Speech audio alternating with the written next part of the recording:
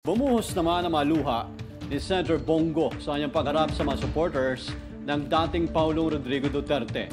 Makasama natin sa kwentong yan si Tala Lopez. Hindi naiwasang maging emosyonal ni Senator Bongo nang tumuntong ito sa stage para sa isang pro-Duterte rally nitong nakaraan. Naluha ang senador nang alalahanin ang umano'y mga pagpunta ng dating Pangulong Rodrigo Duterte sa ospital para magpa-check up.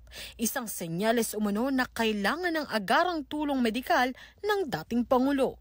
Nagbalik tanaw ang senador sa araw ng pagkakaaresto kay Duterte at ikwinento kung paano umano pagkaitan ng tulong medikal ang dating opisyal. Sinong mananagot niyan pag may nangyari kay Tatay Digong? February, umpisa ng December, siya sa Cardinal, sinamahan ko siya. Kasama si Ma'am Hanalep.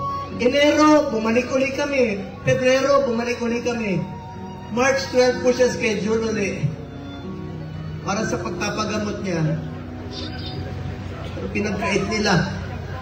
Pati gamot. Ayaw ibigay sa kanya. Alam niyo, wala siyang sinelas. Pati sinelas. Pati sinelas niya, wala. Nakapaa.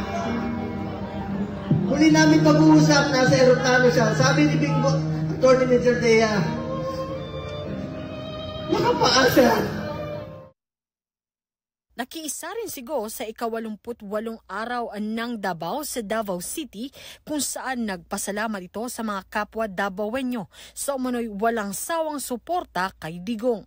Sa mga kababayan natin sa buong Pilipinas, hindi lang sa Mindanao, mga taga-Visayas, alam ko, mahal na mahal niyo po Tatay Digong. Sa Luzon, marami nagmamahal kay Tatay Digong. Please lang, huwag kayong tumigil. Huwag tayong tumigil hanggang hindi ka nakalaya. Walang kasalanan si Tatay Digong. Ginawa lang niya ang trabaho niya.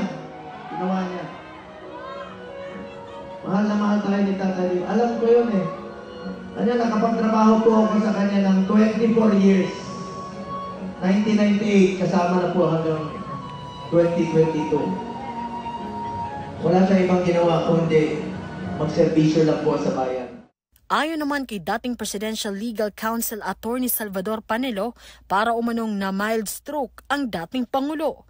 Aniya, mas humina umano ang lagay ng kalusugan ng dating Pangulo base sa kanyang initial appearance sa pre-trial chamber ng ICC.